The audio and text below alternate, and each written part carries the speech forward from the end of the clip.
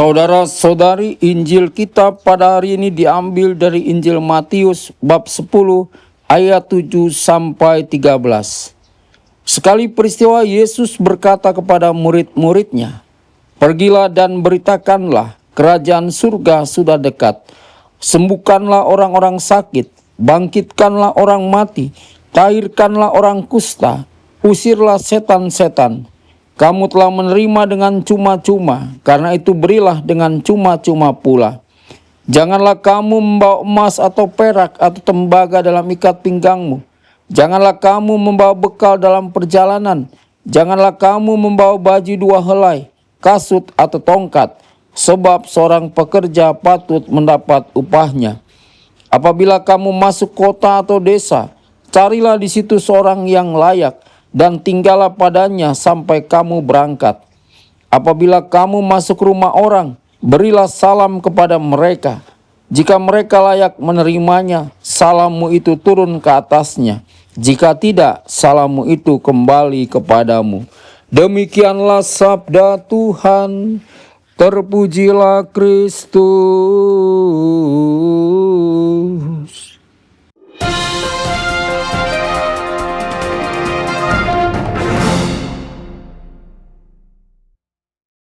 Dalam nama Bapa dan Putra dan Roh Kudus, amin. Saudara dan saudari terkasih dimanapun Anda berada, jumpa lagi dengan saya Romo Tedens dalam saluran Warta Kabar Sukacita. Semoga Anda semua dimanapun berada senantiasa dalam keadaan sehat dan bahagia. Saudara-saudari, dalam Injil hari ini, Yesus mengutus para muridnya untuk pergi mewartakan kerajaan Allah. Menariknya, sebelum mereka berangkat, Yesus memberi pesan yang sangat sederhana. Jangan membawa emas, jangan membawa perak, jangan terlalu sibuk mempersiapkan banyak hal untuk diri sendiri.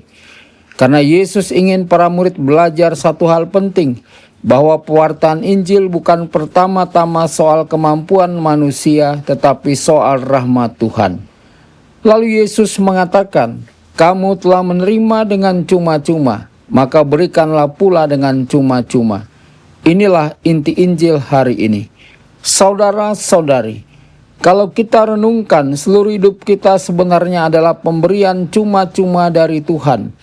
Kita tidak membeli kehidupan, kita tidak membeli kasih Tuhan, kita tidak membeli udara yang kita hirup, kesehatan, keluarga, ataupun kesempatan untuk bertobat. Semua adalah anugerah. Bahkan iman yang kita miliki hari ini juga adalah rahmat. Bisa datang ke gereja, bisa berdoa, masih memiliki hati yang mencari Tuhan. Itu semua bukan semata-mata karena kekuatan kita sendiri, tetapi karena Tuhan lebih dahulu menyentuh hati kita. Karena itu orang yang sungguh mengalami kasih Tuhan biasanya tidak akan hidup dengan hati yang sempit. Ia akan belajar memberi, sebab ia sadar dirinya pun hidup dari pemberian Tuhan. Saudara-saudari, namun kenyataannya, dunia sekarang sering mengajarkan hal yang sebaliknya. Banyak orang mulai menghitung segala sesuatu dengan untung rugi. Bahkan kadang dalam pelayanan pun bisa muncul godaan mencari pujian, mencari kedudukan, mencari nama baik, atau mencari keuntungan pribadi. Pelayanan akhirnya bukan lagi ungkapan kasih, tetapi menjadi ajang mencari penghargaan. Padahal Yesus mengajarkan bahwa pewartaan Injil harus lahir dari hati yang tulus dan bebas. Ketika seseorang melayani dengan tulus, orang lain bisa merasakan kehangatan kasih Tuhan di dalamnya. Tetapi ketika pelayanan dipenuhi ambisi pribadi, orang juga bisa merasakan kekosongan di dalamnya. Saudara-saudari, Yesus mengutus para murid dengan kesederhanaan supaya mereka belajar percaya kepada penyelenggaraan Tuhan. Kadang kita terlalu takut akan masa depan. Kita merasa harus menggenggam semuanya sendiri agar hidup aman. Tetapi Injil hari ini mengajak kita percaya bahwa Tuhan tidak pernah meninggalkan orang yang bekerja baginya.